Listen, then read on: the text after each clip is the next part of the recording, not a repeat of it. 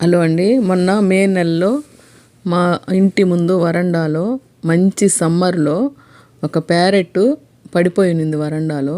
అది చనిపోయినట్టు అనిపించింది నాకు. తీసుకొచ్చి చూస్తే బతికే ఉంది. సో దానికి నేనేం చేయాలో అర్థం కాక ఒక పిల్లర్తో రెండు గ్రేప్స్ ఉంటే దాన్ని జ్యూస్ తీసి స్పూన్తో వేయడానికి ప్రయత్నించాను. అది తాగలేదు. సో పక్కనే మెడికల్ షాపులో ఒక పిల్లర్ తెచ్చి ఆ పిల్లర్తో దాని డ్రాప్స్ వేస్తూ దానికి కొంచెం ఇచ్చేసాను అనమాట. అది లేచి కూర్చోవడం అంటే కొంచెం తలకాయ పైకెత్తింది.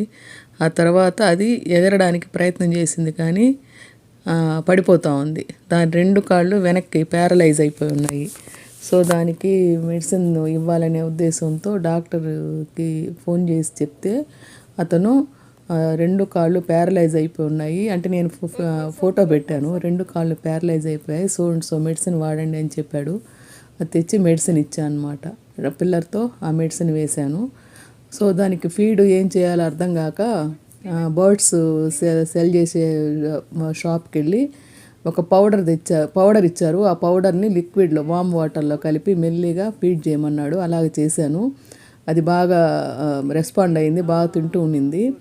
ఇలా కాదు, లిక్విడ్గా ఉంటే ప్రతిసారి లిక్విడ్ వేయాలనే ఉద్దేశంతో నేను దాన్ని కొంచెం ముద్దగా చేసి పెడుతూ ఉండేదాన్ని. దానికి కూడా రెస్పాండ్ అయింది. ఆ తర్వాత ఒక నెల జరిగింది. ఆయన ఇచ్చిన మెడిసిన్ 3 పూట్ల వేస్తూ దాన్ని కొంచెం బాగా చేశాను అనమాట. తర్వాత మళ్ళీ ఒకరోజు డాక్టర్ దగ్గర తీసుకెళ్తే ఇది రెండు కాళ్ళకి కాల్షియం లిక్విడ్ అవుతుంది, మీరు లిక్విడ్ కాల్షియం వాడండి అన్నాడు. సో ఆ లిక్విడ్ కాల్షియం తెచ్చి ప్యారలైజ్ సంబంధించిన మెడిసిన్ ఇది ప్లస్ దానికి పెయిన్ ఉంటుందని చెప్పి బ్రూఫెన్ లిక్విడ్ ఇచ్చాడు. అవి 3 దాన్ని 3 times వాడుతూ ఉండేదాన్ని. తర్వాత ఇట్లా పిల్లర్తో ఫీడ్ ఎందుకు అని నేను దాన్ని గట్టిగా తినడం మొదలుపెట్టిన తర్వాత బాగా కొంచెం ఎక్కువ మోతాదులోనే తింటూ ఉండేది. తర్వాత నేను ఆన్లైన్లో చదివితే కుక్కుడు రైస్ కూడా పెట్టొచ్చు అని ఉంది.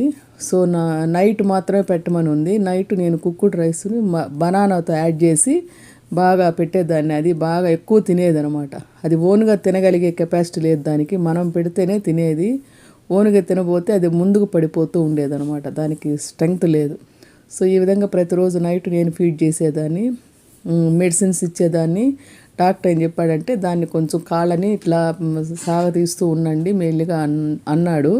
సో నేనేం చేశానంటే ఇంకా అది మనం పెడితేనే అది తినేటట్టుగా ఉంటే దానికి ఎట్లా ఓన్గా అని చెప్పి నేను మెల్లిగా ఒక పళ్ళెంలో రైస్ పెట్టి బనానా యాడ్ చేసి పెడుతుంటే అది బాగా తింటూ ఉండేదనమాట. అది నైట్ టైమ్స్. మిగతా అప్పుడు ఆ పౌడర్ని ముద్దగా చేసి పెడుతుంటే అది తింటుండేది. మధ్యలో ఫ్రూట్స్ 3 times మెడిసిన్స్ ఇస్తూ ఉండేదాన్ని.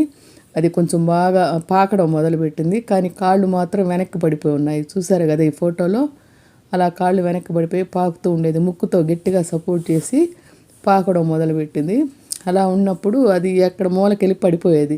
సో అలా పడకుండా ఉండడం కోసం నేను ఒక బోన్ తెచ్చి, ఒక బాస్కెట్ లాంటి బోన్ తెచ్చి దాంట్లో పెట్టేదాన్ని. నైట్ అప్పుడు అంటే ఎట్ట వెళ్ళిపోతుందో తెలియదు కదా, ఏ మూల వెళ్ళిపోతుందో వెతుక్కోవడానికి కష్టమై నేను దాన్ని నైట్లో పెట్టేదాన్ని.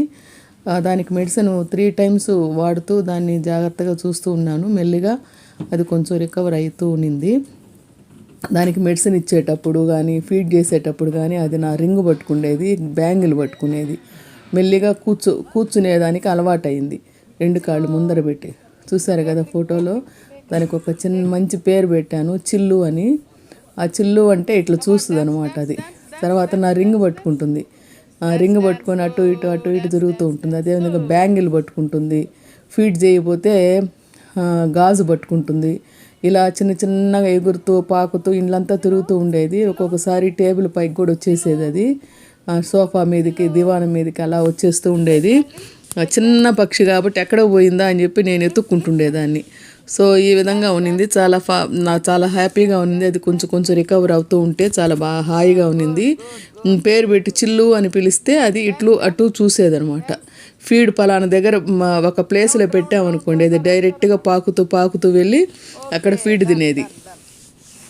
నైట్ మాత్రం నేనే ఫీడ్ చేసేదాన్ని. వాటర్ ఒక బౌల్లో పెడితే వాటర్ తాగలేక అది కుమ్మరిచ్చేసుకునేది అనమాట పైన. అలాంటప్పుడు నేను పిల్లర్తో దానికి వాటర్ యాడ్ చేస్తూ మెల్లిగా దాన్ని మంచి రికవరీ చేశాను అనమాట. మంచి రికవరీ చేశాను దాన్ని. అది బాగా హ్యాపీగా ఉన్నింది. మెల్లిమెల్లిగా ఎగరడం మొదలుపెట్టింది అది. మెల్లిగా ఎగరడం అంటే జస్ట్ వింగ్స్, దాని రెక్కల్ని పైకి ఇట్లా అనడం మాత్రమే దానికి సాధ్యమైంది. పైకి ఎగరడానికి సాధ్యం కాలేకుండా పోయింది. కాళ్ళకి కింద సపోర్ట్ చేసి నిలబడేది కెపాసిటీ లేకుండా ఉన్నింది. మళ్ళీ ఇంకొకసారి డాక్టర్ దగ్గర తీసుకెళ్తే చాలా రోజులు పడుతుంది, ఇది ప్యారలైజ్ అయిపోయాయి 2 కాళ్ళు అని చెప్పాడు. దానికి ఎక్సర్సైజ్ చేయించమన్నాడు కాళ్ళకి. ఎక్సర్సైజ్ అంటే కొంచెం ఇట్లా అట్లా ఎక్సర్సైజ్ లాగా చేయమన్నాడు. అలాగ చేస్తూ ఉంటే మెల్లిగా జంప్ చేయడం మొదలుపెట్టింది. జంప్ చేయడం మొదలుపెట్టి ఏదన్నా ఆధారం పట్టుకోవడం అలా చేసింది. చాలా సంతోషపడ్డాను నేను. అలా ఉండగా అది మెల్లిగా పైకి ఎగరడం మొదలుపెట్టింది. ఒకరోజు మేము వేరే పని మీద కొంచెం మర్చిపోయినాం అనమాట దాన్ని. అది ఎలాగో ఎగిరేసి కిటికీలో నుంచి పోవడానికి ట్రై చేస్తూ అట్టా వెళ్ళిపోయింది. అది ఆ విధంగా ఎగిరి వెళ్ళిపోయిన తర్వాత మళ్ళీ కనపడనే లేదు.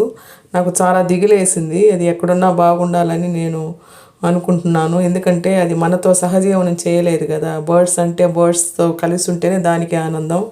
దాని ఆనందమే నా ఆనందం అనుకో.